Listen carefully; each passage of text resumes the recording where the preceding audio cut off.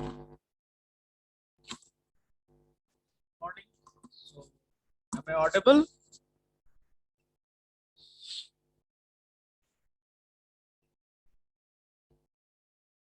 Those who are present here, please, anyone can reply. Yes, sir.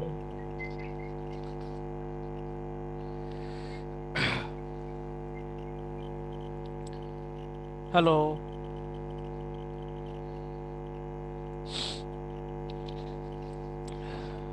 Am I audible?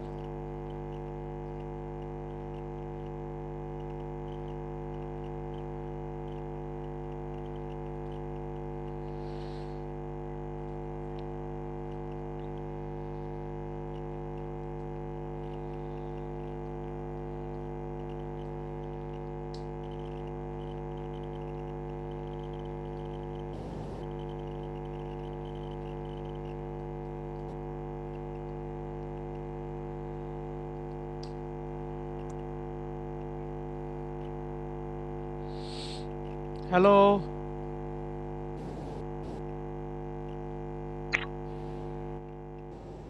Ritesh, are you there? Hello. Yes, sir. Hello. Yes, sir. Hello.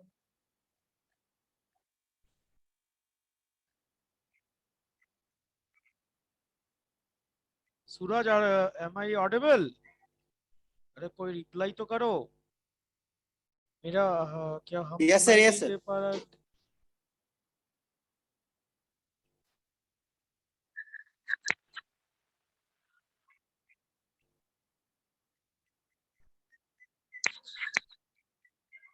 Okay, so let's start.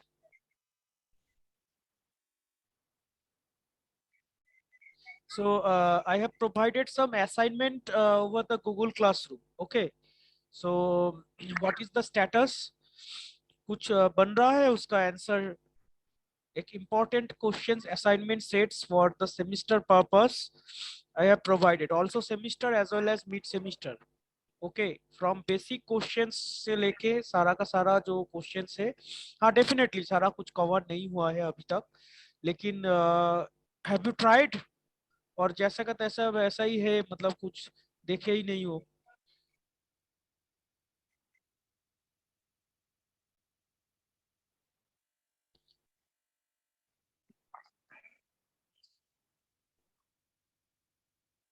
मेरा आवाज आ रहा है अब नितेश?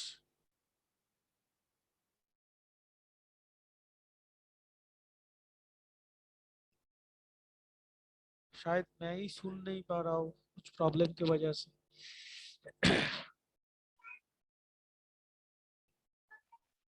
सूरज, am I audible? Yes sir.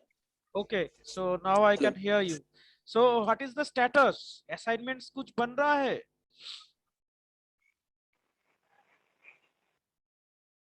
अभी तक check नहीं किए हो? Shivangi, are you there? Yes sir. Assignment कुछ बन रहा है? यस सर, बेसिक क्वेश्चन कुछ कुछ बन जा रहा है और जो नहीं बन रहा उसको थोड़ा सर्च करके देखना मतलब ट्राई पड़ता है। कर रहे हो ना, यही मैं पूछ रहा हूँ। मतलब ऐसा नहीं है कि देखे ही नहीं हो, या इतना दिन में तो ये सब लॉन्ग थोड़ा थोड़ा ट्राई कर रहा है गैप अभी। था। अभी पूरा ठीक, ठीक से नहीं देखे बट थोड़ा थोड़ा। ओके। सो जो भी इस क्लासरूम में अभी प्रेजेंट हो, आई थिंक 7-8 स्टूडेंट है, तो फिर से हम बोलना चाह रहे हैं कि एक क्वेश्चन सेट दिया गया है which is very very important from your semester point of view and mid semester as well. ठीक है, तो मिड सेमेस्टर तो जल्दी होगा, आई डू नॉट नो कि कितना सिलेबस कवर हो पाएगा, खैर कोशिश तो किया जाएगा। So I will take some extra classes also evening time में। ठीक है, तो वैल्यू एथिक्स लेके तो ज्यादा टेंशन है नहीं, उसमें तो आसान है, वो सब्जेक्ट मतलब थोड़ा सा इंफॉर्मेटिव है, थ्योरेटिकल है, तो क्वेश्चन से पॉइंट वाइज आंसर करना पड़ता है, ज्यादा कुछ उसमें है नहीं। खैर कुछ कुछ डिस्कशन होगा, तो ताकि मतलब सिर्फ एग्जाम ही तो सिर्फ हम लोग का ऑब्जेक्टिव नहीं है, कुछ सब्जेक्ट से हम लोग सीख पाए, वो भी हम लोग चाहते हैं। ठीक है, सो कुछ कुछ डिस्कशन होगा, कुछ इंपॉर्टेंट टॉपिक्स, लेकिन एंटेना जो है this is your main paper and antenna का जो बेसिक्स इसको लेके कई सारा स्टूडेंट मतलब आगे भी जाके स्टडी करता है मास्टर्स पे रिसर्च लेवल पे. So something basic you have to study on it. Okay, so let's start some topic. So basic ही हम लोग डिस्कस कर रहे थे. I am sharing my screen. Okay. Previous in the last classes we have already discussed the basic definition of antenna and very important questions that how antenna is radiating. Okay, so everyone please mute your mic if you are not speaking.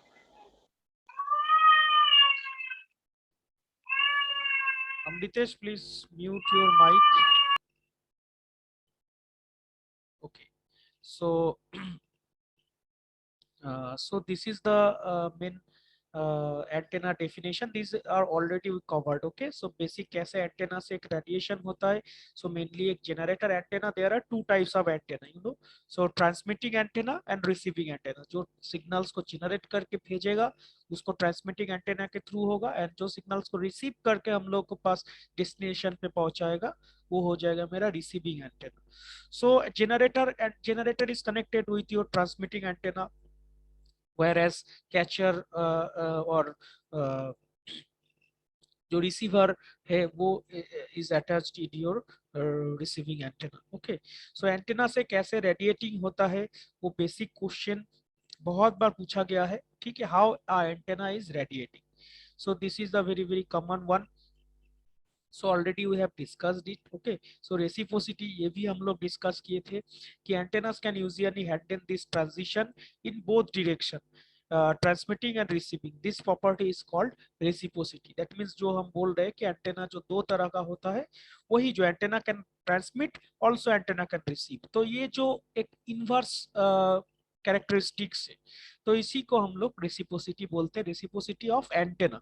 Reciprocity काफी सारा other area में भी discuss किया जाता है. तो reciprocity of antenna के respect में ये बातचीत किया गया है. Okay, so different types of antenna ये भी थोड़ा थोड़ा हम लोग डिस्कस किए थे. Different shapes. तो एंटेना का जो ये डिफरेंट कैरेक्टरिस्टिक्स होता है वो किसके आधार पे होता है ना. ये लास्ट क्लास में बोला गया था, इंपॉर्टेंट क्वेश्चन है. Can anyone tell me that antenna का जो ये डिफरेंट जो एंटेना है तो ये किस बेसिस पे हम लोग उसको मतलब कैटेगराइज करेंगे. यहाँ पे देखो कुछ एंटेनास का पिक्चर दिया हुआ है. That is first one is dipole antenna, then biconical antenna, loop antenna. तो एंटेना का ये जो डिफरेंट पैटर्न है ये किसके आधार पे ऊपर बेस किया गया है और कैसे मतलब इसको बनाया जाता है. कॉमन सेंस से ही ये आंसर हो जाए. कोई बोलना चाहोगे.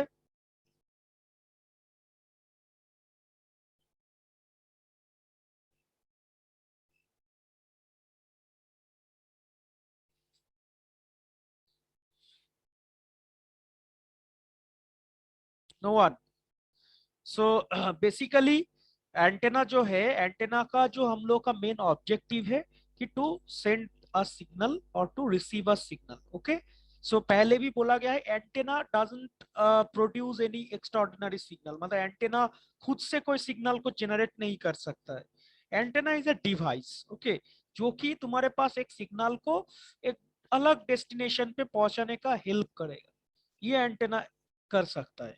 ठीक है, सपोज पहले भी एग्जांपल दिया गया था. सपोज एक क्रिकेट मैच चल रहा है तो क्रिकेट मैच जो कैप्चरिंग हो रहा है बाय योर वीडियो रिकॉर्डर, सो या फिर कैमरा, एक हाई डेफिनेशन कैमरा से वो मैच रिकॉर्ड हो रहा है तो that is your main signal.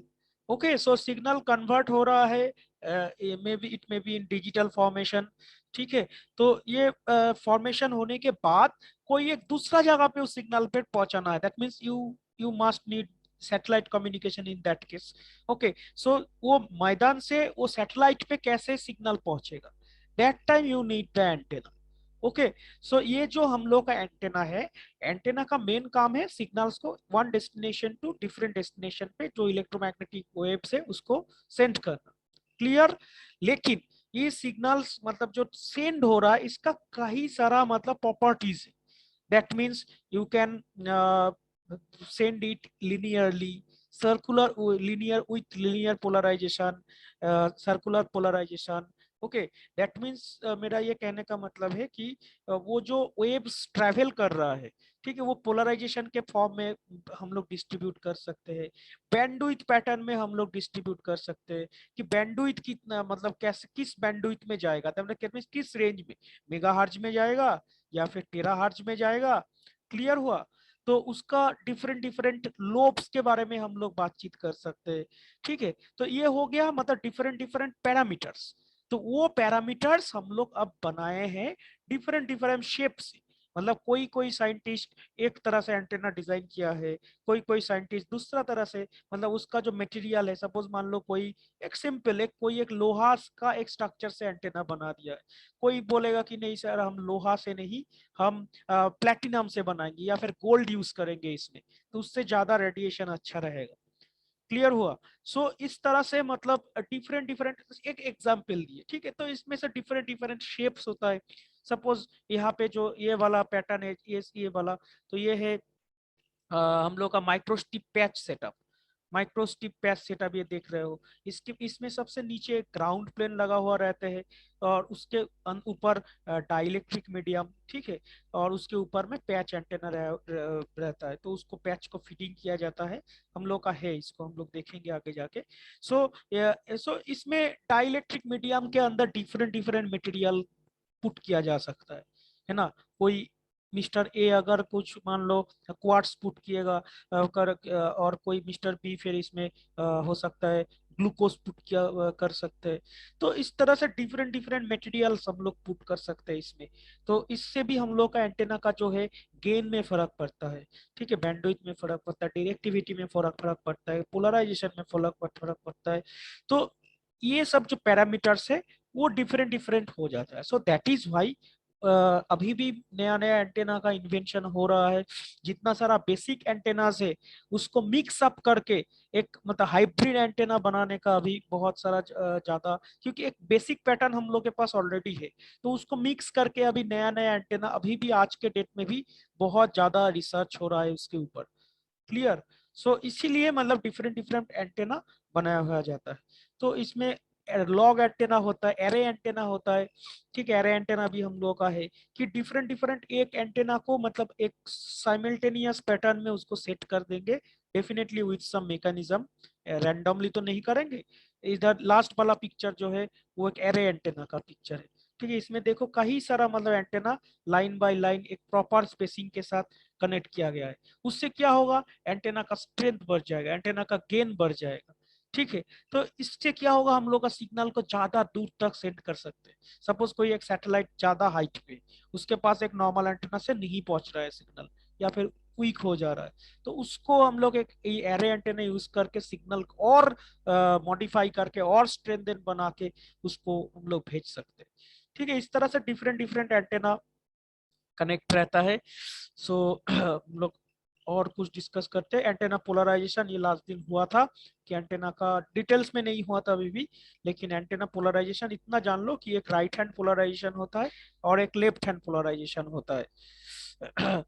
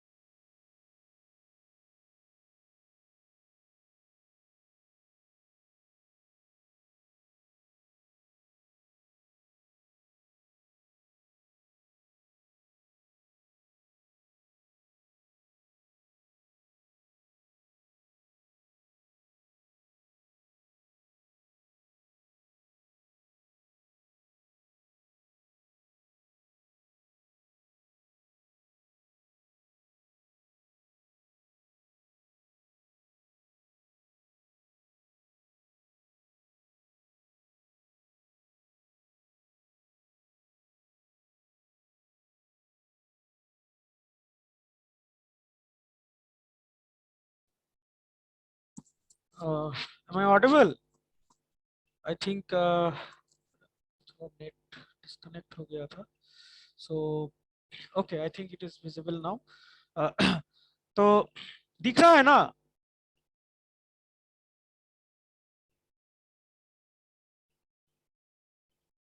Hello,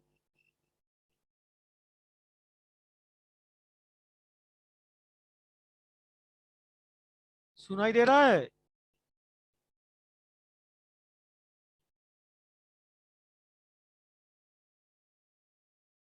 hello,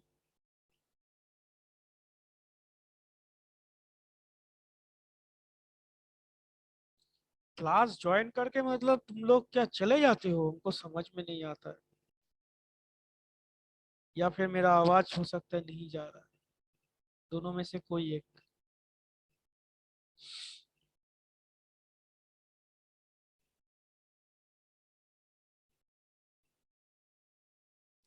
are you there anybody?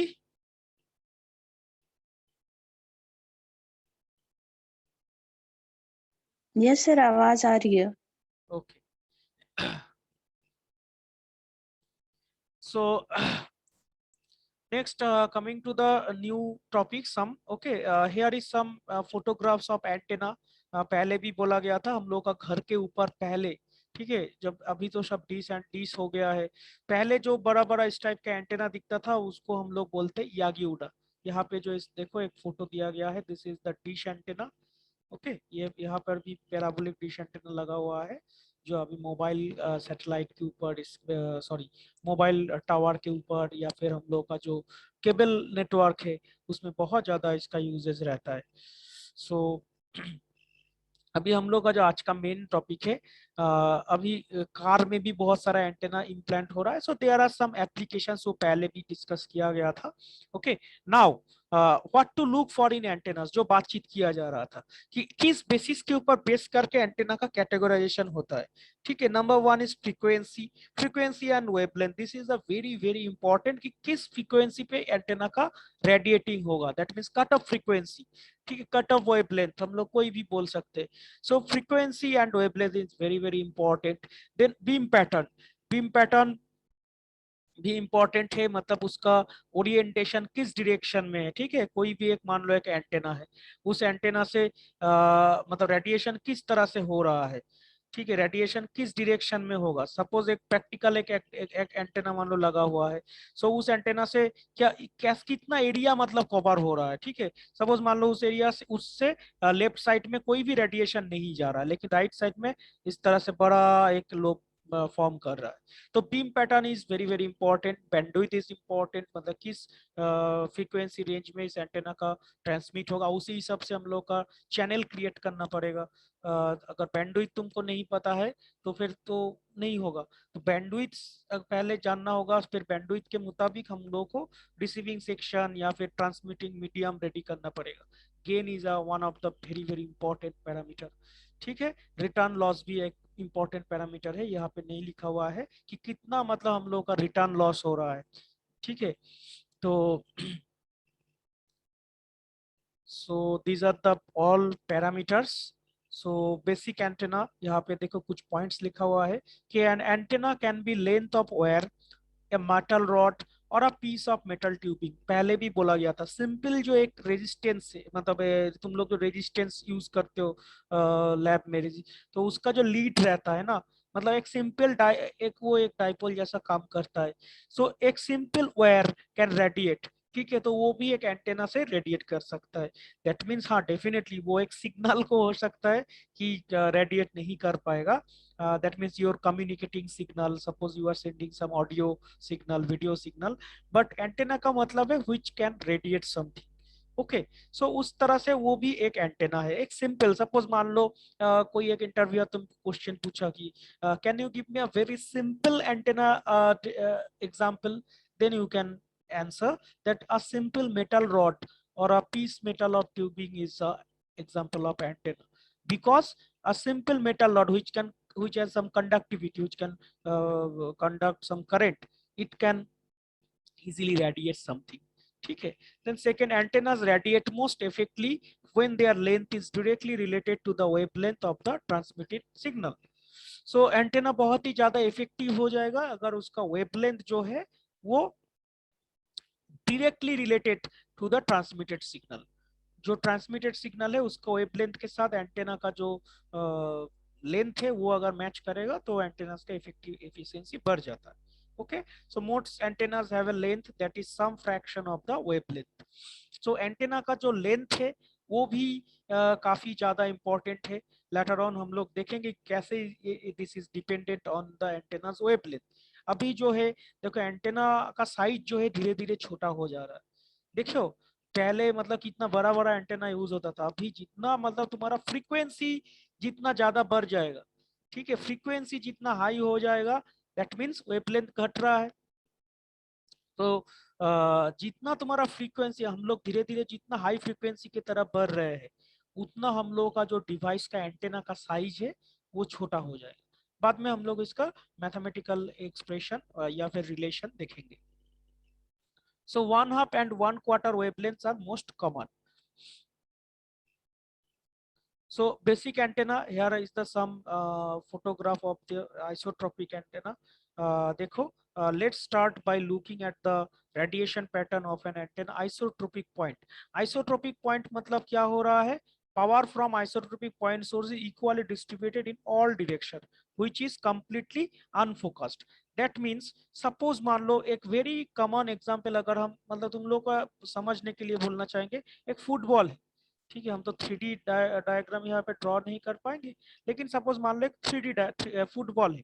So football के एकदम सेंटर पॉइंट, फुटबॉल के एकदम सेंटर पॉइंट में कोई एक एंटेना लगा हुआ है एंड उसका जो रेडिएशन है वो फुटबॉल का जो लेदर का जो सरफेस है, ठीक है, उस टोटल डायरेक्शन में हो रहा है। ठीक है, तो उसके बाद वो फुटबॉल मान लो तुम थोड़ा सा गैस उसमें पंप करके बड़ा कर रहे हो, इफ पॉसिबल, सपोज फुटबॉल पे जगह बैलून मान लो बड़ा कर रहे हो, दैट मीन्स वो जितना एंटेना रेडिएट कर रहा है उसका जो मतलब एरिया है, ठीक है, इफेक्टिव एरिया, सो वो जो है वो टोटल मतलब चारों तरफ है, मतलब कोई एक फोकस डायरेक्शन पे नहीं है कि ऐसा एक एंटेना है उसका उसमें से सिर्फ डायरेक्शन मतलब सिग्नल सिर्फ सामने की तरफ जाएगा, पीछे और नीचे कुछ नहीं जाएगा, तो इस तरह से कोई भी फोकस नहीं है। तो इसी तरह से देखो ये जो है इधर एक सेंटर में एक एंटेना लगा हुआ है, इसमें चारों तरफ मतलब डायरेक्शन जा रहा है एज अ स्फीयर। क्लियर हुआ? तो उसी को हम लोग बोलेंगे isotropic. This is a common question, ठीक है, एमसीक्यू में भी पूछा जाता है एंड एमसीक्यू में इंटरव्यू में भी पूछा कि आइसोट्रोपिक एंटेना क्या होता है। तो जिसका कोई एंटेना का जो प्रोपागेशन है उसका मतलब रेडिएशन जो है वो रेडिएशन एक कंसेंट्रिक नहीं है या फोकस्ड नहीं है, वो चारों तरफ मतलब वो एंटेना को बेस करके चारों तरफ मतलब एज ए स्फीयर वो फैलेगा। क्लियर हुआ? तो इसी को हम लोग बोलते हैं आइसोट्रोपिक एंटेना।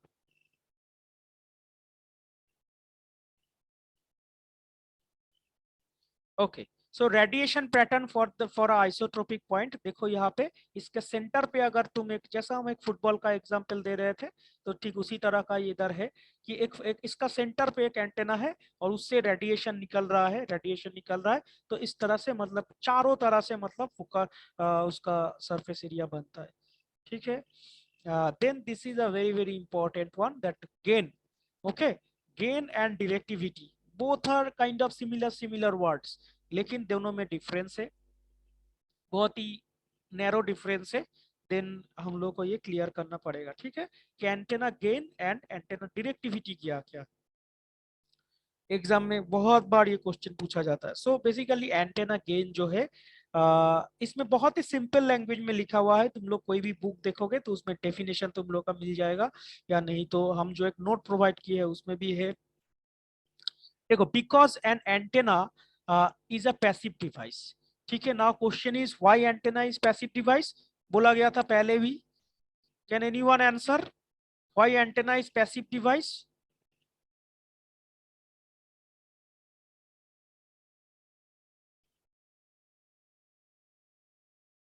बोलो, this is a very simple question and as a antenna subject शुरू होने से ही ये क्वेश्चन तो सबसे पहले आता है कि active device and passive device you know, so why antenna is passive device?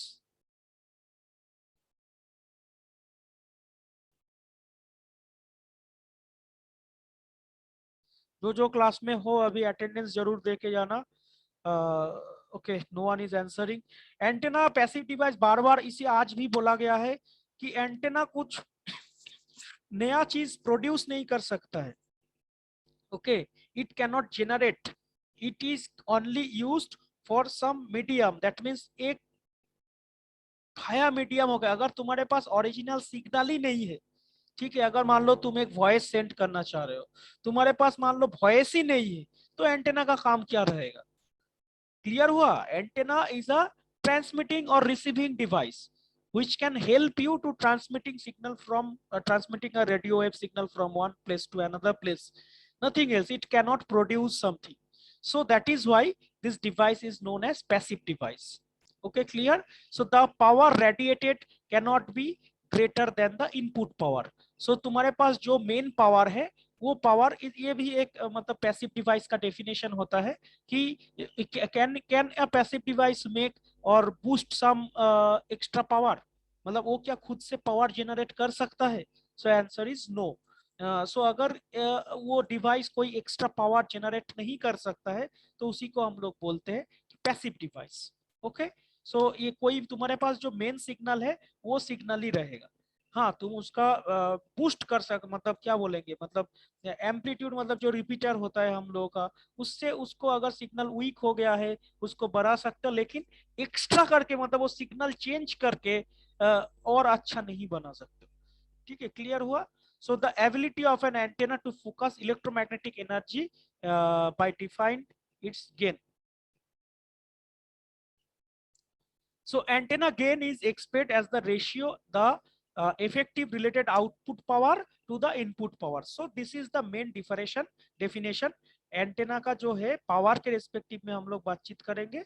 सो हम लोग का कितना मतलब आउटपुट पावर है एक एंटेना का, ठीक है, आउटपुट पावर कितना हो रहा है एंड उसमें हम लोग कितना पावर इनपुट किए थे, वही हम लोग का गेन हो गया। ठीक है, जैसा कि तुम लोग कम्युनिकेशन में या पहले जब गेन का डेफिनेशन पढ़ते थे तो क्या होता था, gain is simple output by input. ठीक है, तो वो अगर 1 हो जाता है that means you are receiving maximum. ठीक है, so antenna gain is expressed as the ratio of output power effective radiated power, इस तरह से बोलना पड़ेगा, effective radiated output power to the input power. So the gain of an antenna is measure of the power transmitted relative to the transmitted by an isotropic source। ठीक है, तो antenna का gain का कोई यूनिट नहीं रहेगा क्योंकि unit cut जाएगा ऊपर नीचे। So antenna gain relative to an isotropic source is expressed in decibel. लेकिन इसको तो एक मतलब पावरलेस क्वांटिटी है, लेकिन इसको मतलब जो है डीबीआई में हम लोग रिप्रेजेंट करते हैं कि मतलब इसका गेन कितना है, ओवरऑल यूनिट जो अगर बोलोगे तो ओवरऑल यूनिट हम लोग इसको डीबीआई में का, क्योंकि कुछ तो बोलना पड़ेगा कि 70 डेसिबल 20 डेसिबल। ठीक है, तो उस तरह से मतलब हम लोग इसको बोलते हैं।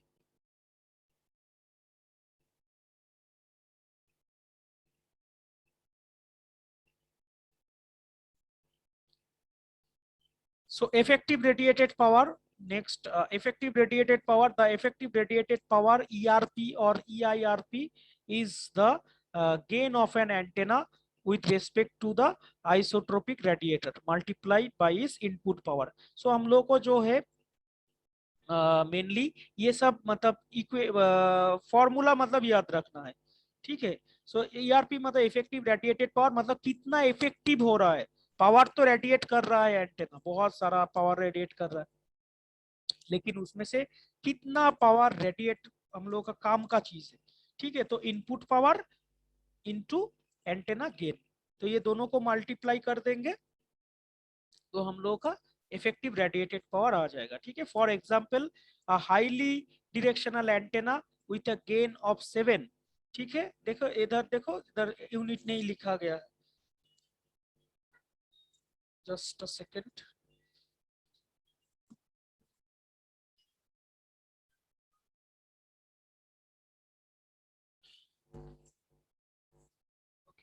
So with the gain of 7 has input power of 1 kilowatt, its ERP is therefore 7 kilowatt। ठीक है, दोनों को मल्टीप्लाई किया गया है 7 into 1।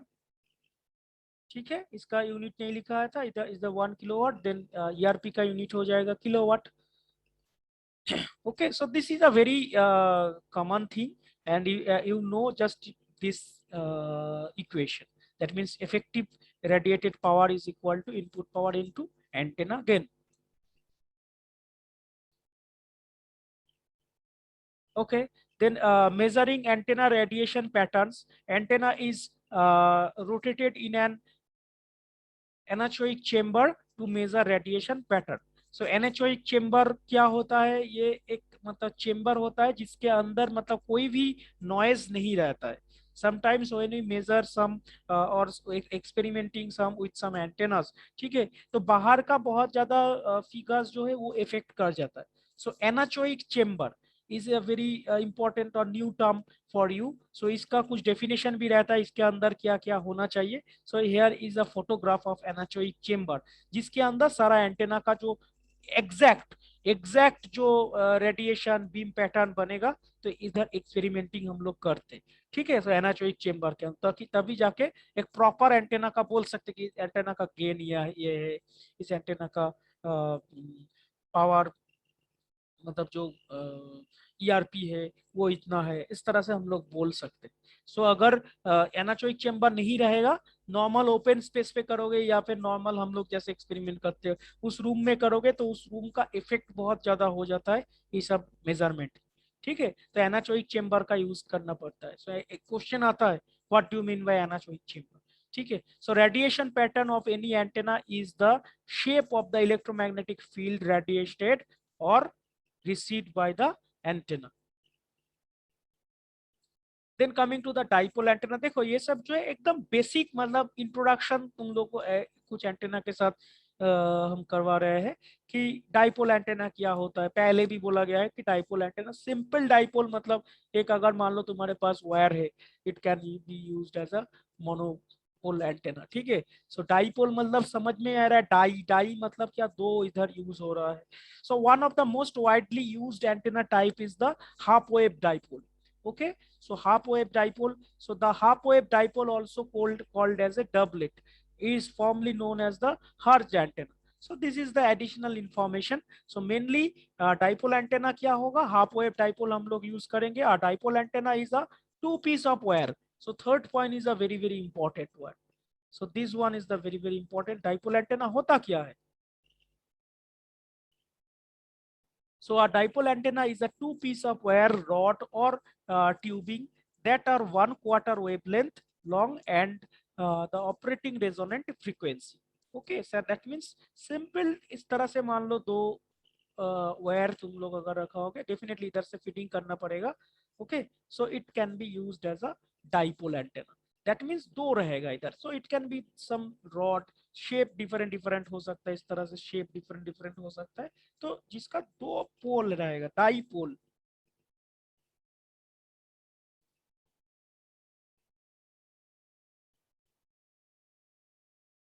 Okay, so electric and magnetic fields around the transmission line. So this is a very important one कि जब जो पैटर्न बनता है मतलब जब एक एंटेना रेडिएट होता है तो ट्रांसमीटर लाइट से ही तो शुरू होता है. ये देखो यहाँ पे जो पहले भी जो एक जनरेटर यूज किया गया था कि यहाँ पे एक जनरेट हो रहा है मेन सिग्नल. ठीक है, so it is a generator. So ये जो ब्लू कलर से दिख रहा है, this is your transmission line. ठीक है, तो यहाँ से मतलब electric field and magnetic field, क्योंकि बार बार बोल रहा हूँ कि एंटेना एक कैसे रेडिएट करता है. ठीक है, वो क्वेश्चन बहुत इंपॉर्टेंट है. That time you can use this figure also. So use the right hand rule. Okay, so यहाँ पे जो ये रेड दिख रहा है, रेड दिख रहा है, सो ये सब क्या है? So between the conductor magnetic field lines added.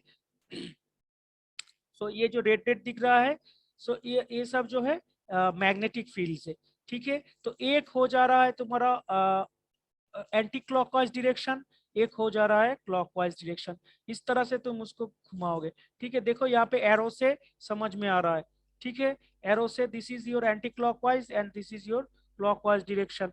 सो इस तरह से ये जो रेड कलर से दिख रहा है, this is your magnetic lines of force. And जो ये सब ब्लैक दिख रहा है, दैट मीन्स ऊपर से नीचे तरफ सारा का सारा रहेगा. सो this is your electric field lines. Okay, and conventional current flow इस डायरेक्शन में होगा.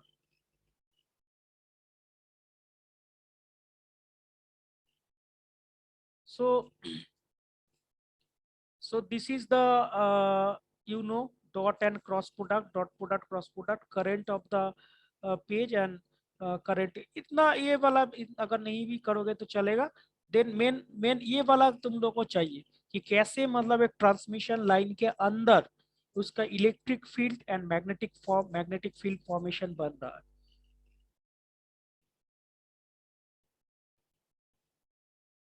Converting a transmitter line into a antenna. ठीक है, तो वो जो फिगर वही सेम फिगर बार बार यूज हो रहा है कि जनरेटर, ट्रांसमीटर, उधर से ट्रांसमिशन लाइन एंड इधर से जाके वो ट्रांसमिटर लाइन अल्टीमेटली जाके बड़ा इंसिडेंट ऑन द एंटेना। ठीक है, so converting transmission line into the antenna, this is the second slide. यहाँ पे देखो एक डाइपोल एंटेना यूज किया गया है क्वार्टर लेंथ का। दैट मीन्स यहाँ पे λ/4, लैम्डा क्या है? एंटेना का वेवलेंथ। ठीक है, एंटेना का जो कटा वेवलेंथ रहेगा दिस इज लैम्डा।